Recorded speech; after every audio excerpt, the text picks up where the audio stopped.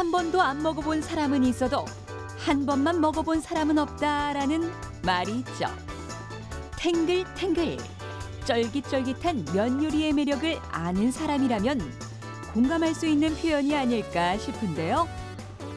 한국인만 해도 주식인 쌀밥만큼이나 많이 먹는 것이 바로 면류이고, 심지어 우리나라 면 소비량이 중국의 2배에 달한다는 사실. 2014년 한 조사에 따르면 한국인의 연간 면 소비량은 1인당 9.7kg, 일본이 9.4kg으로 그 뒤를 이었고 인도네시아, 중국, 베트남 순으로 집계됐는데요. 2014년 한 해 동안 국내 면류 총 생산량은 81만 6천 톤, 금액으론 2조 5천억 원에 달하고요. 약 1억 8천만 달러의 무역 수지 흑자를 낳았다고 합니다. 우리나라 사람들이 면류를 얼마나 즐기고 사랑하는지 짐작할 수 있는 수치죠. 면의 대명사이자 시초라 할 수 있는 국수의 역사는 약 4,000년 전으로 거슬러 올라갑니다. 학자들은 메소포타미아에서 탄생한 국수가 세계 각국의 무역상들이 드나드는 실크로드를 통해 빠르게 전파된 것으로 보고 있으며, 이렇게 뻗어나간 국수는 오늘날까지 헤아릴 수 없을 만큼 다양한 요리로 거듭하여 전 세계인의 식탁 위에 오르고 있습니다. 면은 일반적으로 밀, 쌀, 메밀 등의 곡물을 빻거나 고구마, 감자 등의 전분을 활용하는 등 재료에 따라 다양한 종류로 나뉩니다. 제조 방법에 따라서는 크게 남면, 앞면, 절면 등으로 구분하는데, 흔히 수타면처럼 반죽을 양쪽으로 당기면서 여러 가락으로 늘리는 남면, 냉면이나 파스타처럼 반죽을 구멍 뚫린 틀에 넣고 눌러서 뽑는 앞면, 반죽을 밀대로 얇게 편 다음 칼로 썰어낸 칼국수와 같은 면을 절면이라고 하죠. 면의 생명은 뭐니 해도 찰지고 쫄깃한 식감이라고 할 수 있습니다. 반죽을 바닥에 탕탕 때리는 소리만큼 면의 탄력이 늘어나는 수타면은 밀가루 속 단백질인 글루텐의 그물 구조가 치밀하게 형성되어 쫄깃함을 극대화시키는데요. 수타면보다 한 차원 높은 탄력을 보여주는 것이 바로 족타면입니다. 이름 그대로 반죽을 손으로 치대는 것이 아닌 발로 밟는 방법인데요. 다른 우동면보다 면발이 굵고 식감이 쫄깃쫄깃한 일본의 사누키 우동이 바로 이 발맛으로 완성된다고 하는군요. 그럼 족타면의 과정을 따라가 볼까요? 국수 반죽에 있어 소금물은 면의 쫄깃함을 좌우하는 첫 번째 요소. 소금물을 여러 번에 걸쳐 조금씩 부어가며 염도를 13%에서 15% 사이로 맞추는데요. 염도는 계절에 따라 숙성 정도에 따라 달라진다고 합니다. 오랜 기간 경험에 의한 노하우라고 할 수 있죠.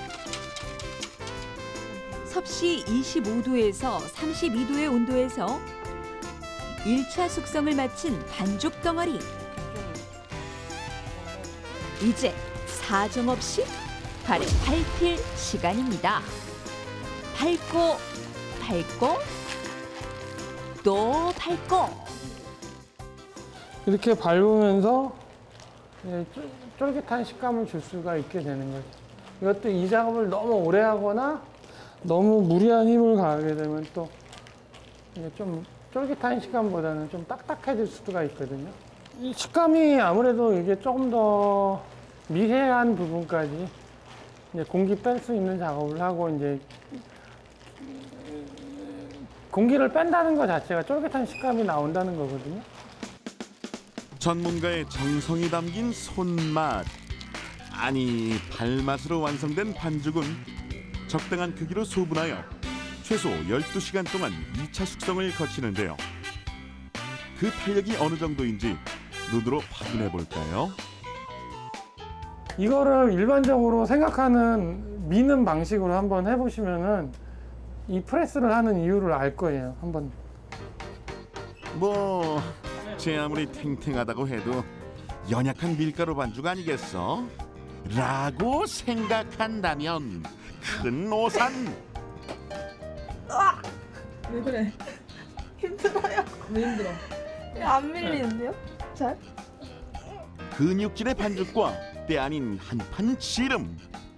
아, 이래서 오늘 안에 우동 한 그릇 먹을 수 있을까요?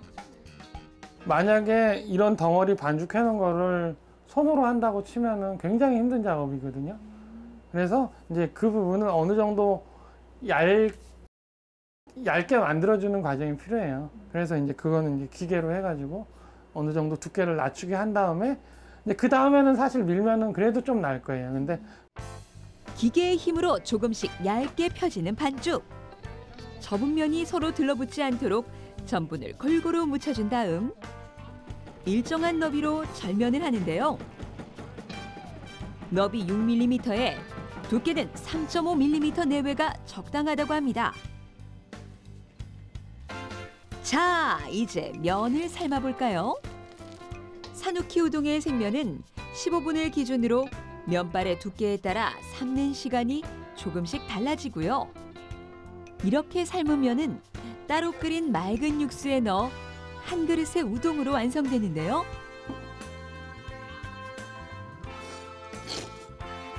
매끄러운 표면을 자랑하며 부드럽게 빨려 들어가는 우동면. 아, 그 질감과 맛을 알기에 보는 게 고통스럽네요. 곡물가루가 한가락의 위대한 면으로 탄생하기까지 인류의 역사와 삶이 녹아든 음식이기에 누구든 거부감 없이 즐길 수 있는 게 아닐까요? 기다란 면발처럼 우리의 면사랑은 쭉 이어질 것입니다.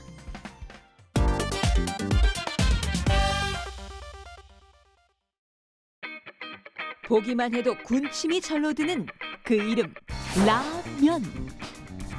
때로는 간식으로, 때로는 주식으로 5천만 국민의 배를 채워주며 한국인이 가장 사랑하는 소울푸드로 자리 잡고 있습니다. 야외 음식 1순위, 해외여행의 필수템. 수많은 라면 레시피부터 라면 애호가들의 동호회 결성까지 우리의 라면 사랑은 참으로 유별날 정도인데요. 국내 연간 라면 소비량은 무려 38억 개. 한 사람이 1년 동안 평균 74개의 라면을 먹는 셈이며 그 면발을 한 줄로 이으면 지구에서 태양까지 닿고도 남을 정도의 양이라고 합니다. 우리나라 토종 1호 라면은 1963년에 탄생했습니다. 이는 일본의 라면 기술을 도입해 만들면서 닭고기 맛의 라면이 되었고요. 당시 라면의 가격은 중량 100g에 10원, 커피 한 잔에 35원, 김치찌개가 30원이었음을 감안하면 상당히 저렴한 편에 속했는데요. 그러나 밀가루로 만든 식품 자체가 생소했던 터라 라면에 대한 반응 역시 냉담할 수밖에 없었던 상황.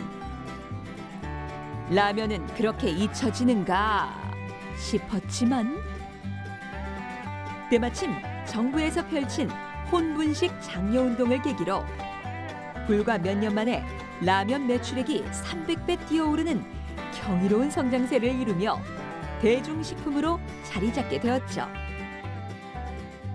구성도 조리 방법도 간단한 재료이지만 한 봉지의 라면이 탄생하는 과정은 꽤 복잡합니다. 역시 가장 공을 들이는 단계는 밀가루 반죽인데요. 소금물을 기본으로 꽃게 추출물이나 표고버섯 육수 등을 섞은 배합소, 그리고 제품의 특성상 메밀가루를 첨가해 반죽하고요. 덩어리진 반죽은 롤러를 통과하면서 장판처럼 얇고 넓게 펼친 면대가 됩니다. 우리가 먹는 라면 한 가락의 두께만큼 얇아지는 것이죠. 이게 면대가 이제 만들어지게 되면은 외부에 노출되기 때문에 수분이 금방 증발이 됩니다. 그거를 이제 수분 증발을 막아주기 위해 이곳에 이제 온도랑 습도를 지속적으로 맞춰주고 있는 거고요. 그 수분이 마르게 되면은 면대 형성이 일단 1차적으로 잘 안 되고요. 면대가 만들어지더라도 면대 사이에 구멍이 생기거나 면대가 이제 끊어지는 그런 현상들이 발생되거든요. 라면의 핵심 포인트는 단연 꼬불꼬불한 면발. 면대가 절출기의 톱니바퀴를 통과하면 바로 익숙한 모양의 면발이 만들어지는데요. 절출기에서 잘려나온 면발의 속도와 면발을 이동시키는 컨베이어의 속도차를 이용하여 꼬불꼬불한 형태로 만드는 것이죠. 면발을 꼬불꼬불하게 만드는 이유는 빈틈으로 열이 잘 전달되어 조리 시간을 단축할 수 있기 때문이고요. 또 직선보다 탄성력이 좋아 잘 부서지지 않는 장점도 있다고 합니다. 절출된 면발은 이제 스팀박스 안에서 100도씨의 증기로 쪄서 익히는 증숙 과정을 거칩니다. 면을 증숙하면 소화가 더 잘 된다고 하는군요. 튀기느냐 말리느냐 그것이 문제로다. 라면의 운명이 결정되는 단계. 라면 봉지의 뒷면을 보면 유탕면, 건면, 사출건면 등 식품의 유형이 표기되어 있는데요.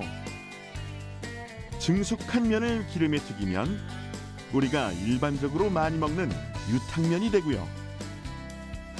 면을 튀기지 않고 열풍으로 자연 건조시키면 기름기가 적어 깔끔한 건면이 되죠. 또 사출건면은 주로 냉면을 만들 때 사용되는 방법으로 익힌 반죽을 채반에 넣고 눌러 면발을 뽑아낸 후 뜨거운 바람에 자연 건조시킨 면을 말합니다. 중량에 맞춰 동일한 간격으로 절단한 면발은 각각의 틀에 담겨 건조룸으로 이동. 섭씨 130도의 뜨거운 바람으로 수분을 쫙 제거하고요. 잔뜩 열받은 면은 다시 냉각방에서 열을 식히고 난 후에야 비로소 한 봉지의 라면으로 거듭나게 되죠. 끓여 먹어도 비벼 먹어도 부셔 먹어도 맛있는 라면. 시원하게 호로로, 화끈하게 호로로. 당장 먹을 수 없는 산해진미보다 허기진 배를 가장 먼저 채워주는 라면이야말로 진정한 의미의 산해진미가 아닐까요? 우리의 동반자 라면이여 영원하라.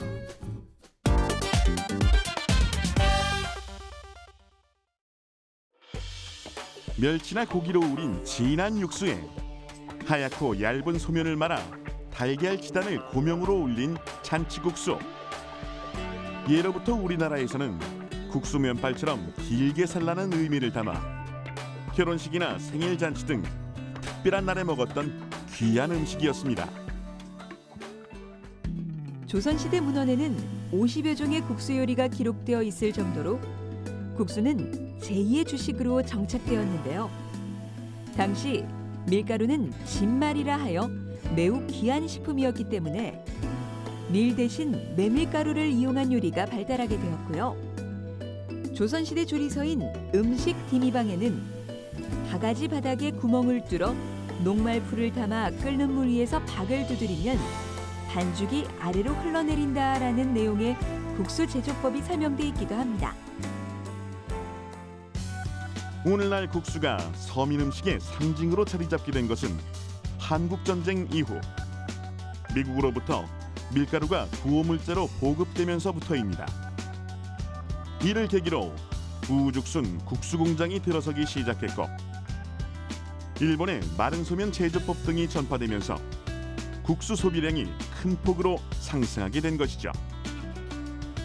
우리나라 전통 면 요리론 크게 냉면, 비빔국수, 콩국수, 온면인 국수장국, 칼국수 등을 꼽을 수 있습니다. 지역별 특성에 따라 발달한 국수들을 살펴볼까요? 왕족과 양반들이 많이 살던 서울에서는 고명을 얹어 멋을 낸 국수장국과 비빔국수가 발달하였고 경기도 지방에서는 면을 칼로 싹둑싹둑 잘라 국물에 팔팔 끓인 칼국수나 메밀 칼싹두기, 강원도에서는 메밀 막국수나 올챙이 국수가, 제주에서는 흑돼지를 구하는 육수에 수육을 올려 만든 고기국수가 대표적이죠. 가녀린 여인의 옷자락처럼 하늘거리는 국숫가락. 뽀얀 빛깔에서 청초함까지 느껴지는데요. 2대에 걸쳐 70년간 전통 제조법으로 국수를 만들고 있는 재면소입니다. 반죽부터 숙성, 건조, 포장까지 어느 한 과정도 주인장의 손을 거치지 않고서야 완성할 수 없는 국수죠. 소면의 재료는 밀가루, 전분, 소금물이 전부. 저울만큼 정확한 눈대중과 손대중으로 비율을 맞춰 반죽한 후 3번의 아변을 거치면 비로소 소면에 적합한 두께의 면대가 되는데요. 면대를 길고 긴 국숫가락으로 뽑아 빨래 널듯 야외 턱턱 널어주면 끝! 지금부터는 오직 자연의 국수를 맡기는 시간입니다. 반나절은 자연 바람에서 건조를, 남은 반나절은 실내에서 숙성을. 이렇게 이틀간 건조와 숙성을 반복하죠. 이곳엔 수분 함유량 측정기도, 탄력을 수치로 계산하는 테스트기도 없습니다. 단지 수십 년간 매일 반복해온 경험만으로 모든 걸 판단할 뿐이죠. 맛을 하는 게는 첫째 간이 잘 맞아야 한다고 했잖아요. 간이 잘 맞고 그리고 또 이제 끈기가 있어야 되니까 너무 또 푸석푸석하면 또 안 되잖아요. 국수가 잡아당겨가고 어느 정도 생거를 이렇게 잡아당겨서 좀 탄력이 좀 있어야 되거든요. 국수가. 그래야 질이 좋은 질이 나오고 그런 거를 하고 있어요.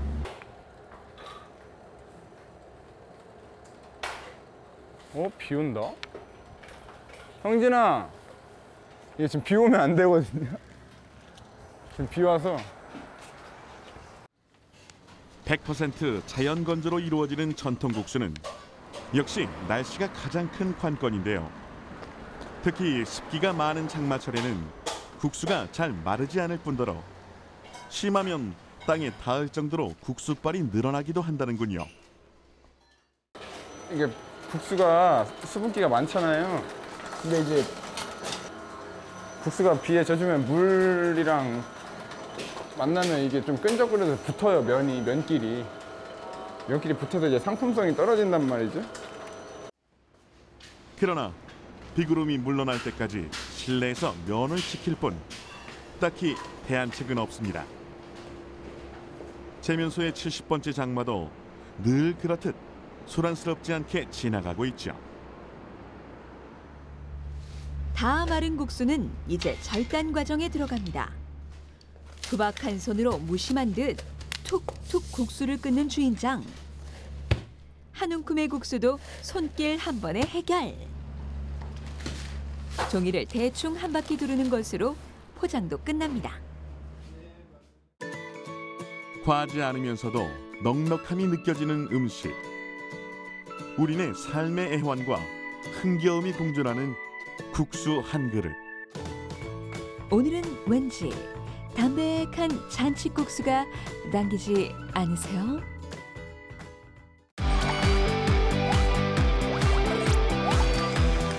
국수는 과 사이다.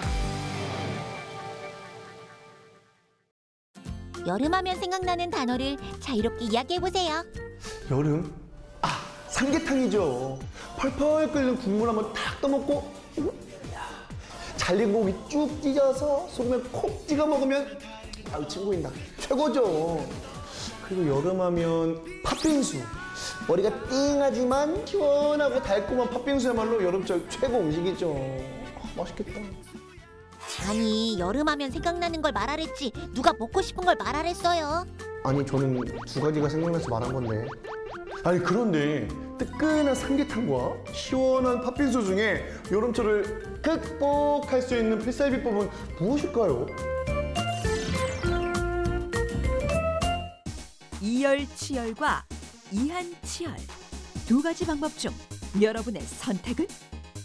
더울 때 더운 걸로 더운 걸 극복할 수 있는 게 말이 안 돼요. 더운데 더 뜨거운 것을 하면은 더 덥게 느껴져서. 더울 때 시원한 게 최고니까. 저는 뜨뜻한 걸 좀 먹는 게 더 낫더라고요. 뜨뜻한 거 먹으면 뭐가 좋은 것 같아요? 글쎄 먹으면 땀을 확 흘리면 더 시원한 것 같아서. 따뜻한 것을 먹어야 좋습니다. 왜 뭐가 좋아요, 그게? 왜 그러냐면요, 나이가 먹으면은 찬 것을 먹으면 안 돼요. 따뜻한 것을 먹어야 좋아요. 뜨거운 음식 먹거나 아니면 뭔가 뜨거운 게 있으면 저는 더 불타오르고 그러는 것 같아서. 요즘 날씨 그야말로 살인 더위. 이럴 때 우리는 뜨겁거나 차가운 음식을 먹으면서 더위를 달래곤 하는데요. 그렇다면 뜨거운 음식의 이열치열, 차가운 음식의 이한치열 중 여름을 극복할 수 있는 진정한 필살 비법을 알아보자고요. 음식을 먹기 전 몸의 열을 측정하고 각각의 음식을 먹은 후 5분 간격으로 몸의 열 변화를 측정할 텐데요. 더운 곳에서 땀을 뻘뻘 흘린 탓인지 몸 전체에 울긋불긋 열받은 톡톡씨. 그 열을 식혀줄 이한치열의 대표, 시원한 팥빙수 먼저 먹어볼까요? 맛있겠다. 나도 한 입만.